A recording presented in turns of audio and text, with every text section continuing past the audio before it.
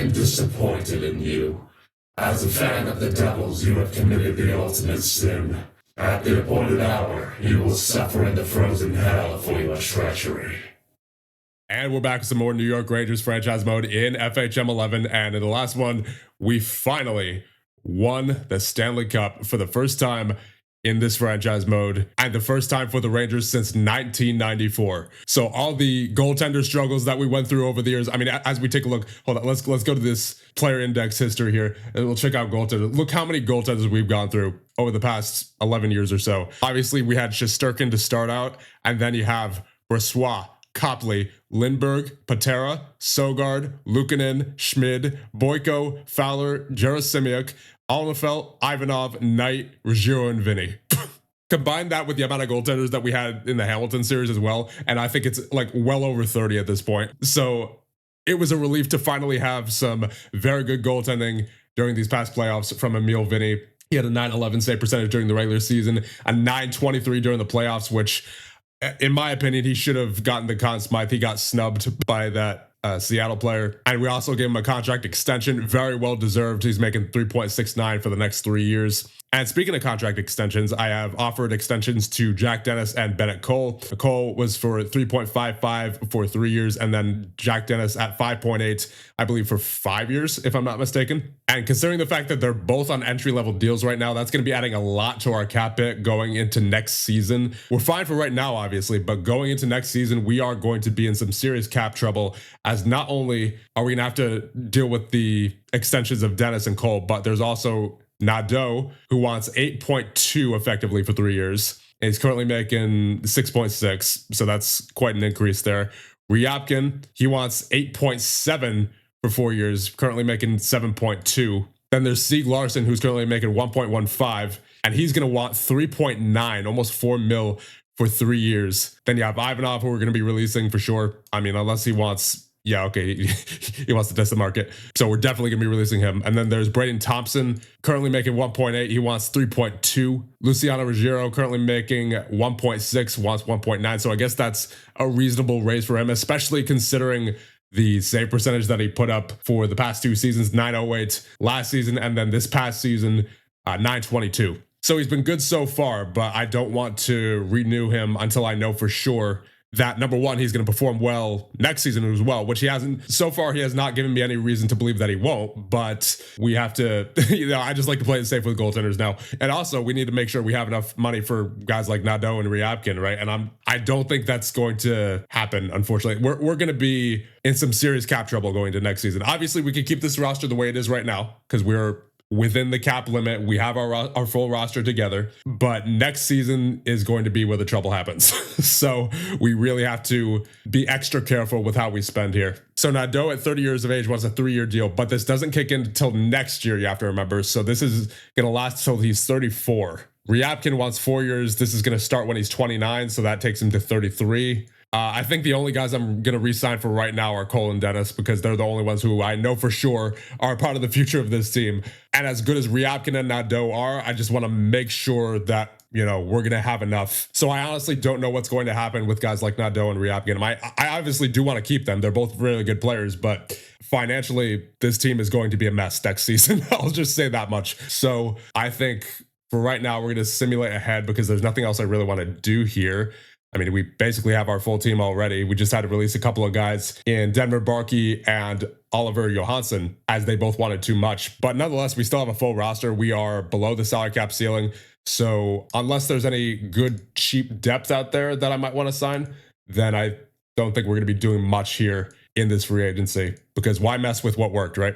So let's just take a look, see if there's any really cheap depth that we can sign in free agency. I think I'll sign Clifford Reinhardt, 23 years of age defenseman, and he's asking for a minimum deal, so we'll give him that. And then I think I'll also sign Cameron Kuzma. He's a 2.5-star ability forward, 26 years of age. Never mind. He wants 5.1.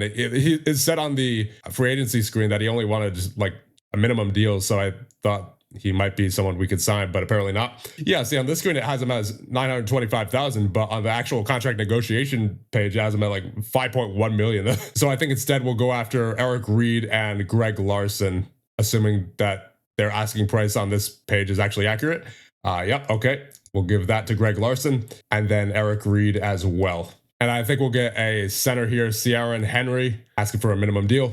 And there you go. I think that'll be all we do in free agency. So I think with that, we can simulate ahead to the draft order announcement. All right, here we go. Time for the draft lottery. Picking at number 16 will be Columbus, followed by Washington, Pittsburgh, Chicago, Tampa, Colorado, Utah, Anaheim, LA, Florida, Chicago, Calgary, the Islanders, Toronto, and Philly at number 1, followed by Vancouver at number 2. But I think before we go into the draft, I'm going to check up on Zeke Burns, the creative player that we made for a channel member. Oh, look at that. He's actually got some time in the NHL. He played 11 games for the Washington Capitals and had 3 points as well and a 53 grade. So not bad. I mean, in this save file, he doesn't have quite the same ability and potential that he does in the Hamilton save file. But still, 11 games played in the NHL, that's more than most people can say that they've done, right? So that is already an accomplishment in and of itself. And now we will get into the draft. So let's pick until human. I would imagine we're not picking until obviously number 32. Yep. And there is 1 2.5 star potential left. Mikhail Winkler. And he's got that 16 getting open there, 15 screening, a mixture of good and bad mental ratings, average everywhere else. Good personality. I like that. Last year in 52 games played, he had 43 points and a 64 grade. I mean, yeah, it's not like there's anybody else that's really standing out here unless I sort by ability. Yeah, I think we're going to go with Winkler. Welcome to the New York Rangers, Mikhail Winkler. We're in the second round now, and there's a couple of guys here, Ian Bradford and Tyler Manhus, who have 2.5 star consensus potentials. They only have 1.5 star team scouting, but I'm banking on the consensus being right here. Because if we take a look at the team scouting, they both do have 1-star abilities. And I think between the two of them, I would like to take Ian Bradford. I like his personality. I like the fact that he has 18 determination. And last year, he had 54 points in 54 games played and a 75 grade. So, you know what? For this point in the draft, that's good enough for me. Ian Bradford, welcome to the New York Rangers. Unfortunately, there's no one else who's really standing out in the same way, so we're going to have the computer finish the draft. And into the Hockey Hall of Fame this year are Steven Stamkos, Roman Hamrlik, Roman Josi, and John Carlson. All right, you know what? I think I will extend Nadeau and Ryabkin now, just to make sure that they don't change their minds later. All right, I got Nadeau to 7.5 for 3 years. We'll do that. And Ryabkin, I managed to get to 7.85 for 5 years. And yep, as expected, that puts us well in the negatives for next year. Yeah, we're going to have quite the cap situation to deal with next year. Whoa, look at the growth from Mitchell Bowes. Left defenseman, 20 years of age, 1.5 star ability, 4 star potential, agility up by 3, balance, stamina, fighting, determination, all up by 1, team player up by 3, getting open, offensive repositioning up by 1 as well. Wow, that was a really good development period for Mitchell Bowes there. Jack Dennis is up to a 4.5 star ability now, agility, balance, and passing all up by 1. Then Gabriel Wickstrom as well, 2.5 star ability, 3.5 star potential, balance, speed, passing, shooting accuracy, and positioning all up by 1. So we'll see what he can do this year in the NHL. He played last year in the AHL with Hartford, 30 points in 65 games played in a 65 grade. And this is going to be our roster heading into year number 12. In goal, you have Vinny and Ruggiero. On defense, you have Dennis, Willander, Prudhomme, Villeneuve, Cole, Thompson, and Reed. And at forward, you have Bjork, Tomek, Venberg, Nadeau, Artamanov, Ryabkin, Marinochkin, Kyla, Larson, Cataford, Kozlov, Wickstrom, and Arvidsson. So with that, let's get underway with the regular season simulation of year number 12. Oof, first major injuries of the year. Kyla and Artamanov go down. Kyla for 1 to 2 months, and then Artamanov 1 to 2 weeks. Okay, that's not bad. So I think we're gonna call up Oddman here. Whoa, look at the top 4 for this draft. For this upcoming draft, Richens, Giroux, Pakuda, and Boteller. 3 5-star potentials there. That's definitely something to keep in mind going into this upcoming offseason, as we are going to have to unload somebody with the salary cap situation being the way it is. And that somebody may end up having to be someone of relative importance on this team. I mean, over half this team is at least 3.5 star ability or above. So, I mean, most of this team is going to be considered pretty important, right? You have Dennis, Bjork, Cole, Willander, Venberg, Nadeau, Artamanov, Tomek, Prudhomme, Marinochkin, and Ryabkin, all as 3.5 star abilities or above. I mean, that's half our roster, right? So, we're gonna have to eventually part ways with one of these guys, I have a feeling, unfortunately. And that may have to be at this upcoming draft. So that's just something to keep in mind. Oh, wow. Mitchell Bose, he's getting really good with that potential, up to a 4.5-star potential now. All right. So we're on January 1st. We are 23, 12, and 4. Currently good enough for first in the Metropolitan. And I believe we are, yes, tied for second in the league with Ottawa. So now let's take a look at the player stats. You have a 900 save percentage for Vinny in 21 games played, and for Ruggiero in 21 games played, an 894. So goaltending is struggling a little bit this season, unfortunately, it seems. Back to our old ways, possibly. Hopefully not, but, maybe we can recover in time for the playoffs. But luckily, it does seem like our scoring is on it this season, as you have Vigo Bjork with 48 points in 39 games played. I'm still in shock that we got him off waivers. And then you have Bradley Nadeau in 39 games played with 45 points. Vanberg with 43. Bennett Cole in his sophomore season, no sophomore slump for him, 39 points in 37 games played. He is a point per game player so far, 4-star ability now.